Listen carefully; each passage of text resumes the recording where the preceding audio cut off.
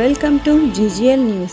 కర్నూలు జిల్లా ఎమ్మిగనూరు తహసీల్దార్ కార్యాలయం ముందు CITU ఆధ్వర్యంలో గ్రామ వాలంటీర్లు ధర్నా.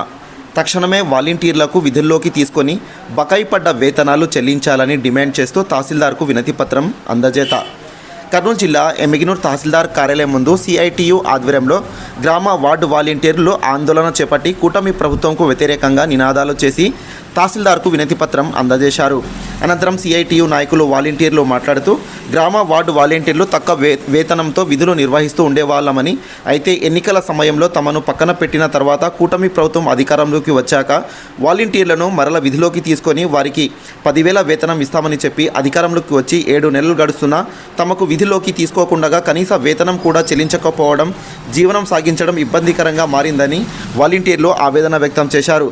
ఇప్పటికైనా కూటమి ప్రభుత్వం స్పందించి తక్షణమే గ్రామ వార్డు వాలంటీర్లను విధుల్లోకి తీసుకొని బకాయి పడ్డ వేతనాలు వెంటనే చెల్లించాలని ప్రభుత్వానికి డిమాండ్ చేశారు.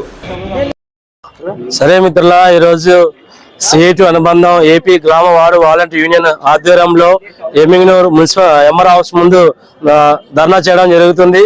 ఈరోజు ఎందుకంటే గత ప్రభుత్వ ఎన్నికల ముందు ఇచ్చినటువంటి హామీ వెంటనే అమలు చేయాలి, వాలంటీర్ వ్యవస్థను కొనసాగిస్తామని చెప్పినటువంటి ప్రభుత్వం ఈరోజు అధికారంలోకి వచ్చిన తర్వాత వాలంటీర్ వ్యవస్థనే లేదు, వాలంటీర్ పేరే లేదు, వీళ్ళు అసలు అధికారంలో పనిచేయలేదు అని చెప్పేసి ఈరోజు సీఎంతో సహా మంత్రులు సహా అందరూ కూడా మాట్లాడుతున్నారు. కాబట్టి ఇది వెంటనే ఈ మాటను వెనక్కి తీసుకోవాలని చెప్పేసి మేము కోరుతున్నాం.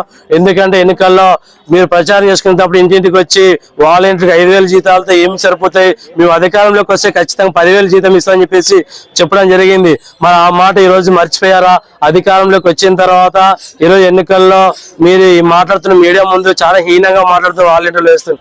ఈ వాలంటీర్ మీరు ప్రతిపక్షంలో ఉన్నప్పుడు వాలంటీర్ ఏం పని చేశారని కూడా రాష్ట్రంలో ఉన్న ప్రజలందరికీ కూడా తెలుసు.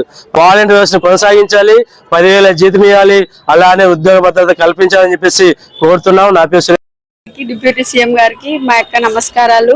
మేము గత 5 సంవత్సరాల నుంచి వాలంటీర్ వ్యవస్థను కొనసాగిస్తారని అంటున్నారు. గత కూటమి ప్రభుత్వంలో ఇచ్చిన మాట మాకు ఇప్పుడు నెరవేర్చాలి. మాకు అదే 10,000 ఇస్తామని అమలు చేశారు కాబట్టి మాకు ఉద్యోగ భద్రత కల్పించాలి. గత 8 నెలలు పడ్డ బకాయి పన్నులు కూడా మాకు వెంటనే చెల్లించాలి, విధుల్లోకి తీసుకోవాలి.